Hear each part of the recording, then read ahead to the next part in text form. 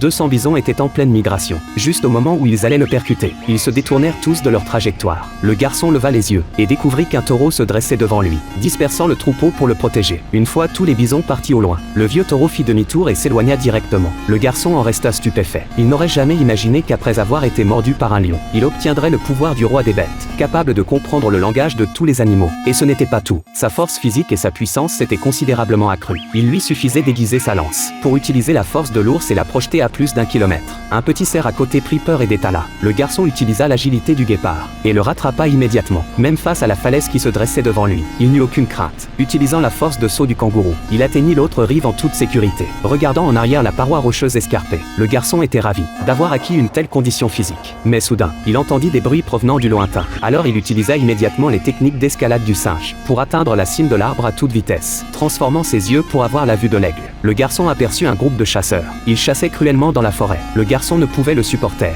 Il fila à toute vitesse vers le lieu de l'incident, mais découvrit avec horreur que des centaines de bisons gisaient tous au sol, leurs cornes ayant été prélevées, les laissant étendus là. La colère du garçon commença à s'embraser. En se retournant, il vit les chasseurs apparaître devant lui. Ils avertirent le garçon de partir immédiatement, de ne pas les gêner dans leurs affaires. Cette phrase mit le garçon encore plus en rage. On le vit, sans dire un mot, s'approcher et ramasser quelque chose au sol, le lancer directement vers les chasseurs, puis régler leur compte à 2 d'entre eux à main nue. Dès lors, le garçon jura de protéger les animaux de la forêt. Ainsi devint-il lui aussi un chasseur spécialisé dans la traque des humains. Pendant 10 ans, il captura d'innombrables humains qui massacraient les animaux, pour finalement être enfermé dans la prison de haute sécurité la plus impitoyable. Située à la frontière, elle hébergeait tous les super criminels. Mais après y être entré, il ne paniqua pas, car il ne pouvait absolument pas imaginer qu'il s'était fait arrêter volontairement. Pendant la pause déjeuner, l'homme s'empara délibérément du territoire du chef. Utilisant les haltères du lieu, le chef envoya ses hommes lui dire de dégager. Ils riaient en exerçant toute leur force sur l'homme, mais il n'aurait jamais pensé qu'à la seconde suivante, l'homme les soulèverait comme des poupées, avec une facilité déconcertante. Il se dégagea rapidement, se retourna et leur donna 2 coups, les frappant si fort qu'ils en avaient la tête qui tournait. C'est précisément cet acte qui éveilla la curiosité du chef de la prison. Il convoqua l'homme devant lui, proposant de le recruter. Résultat, cet homme habituellement fier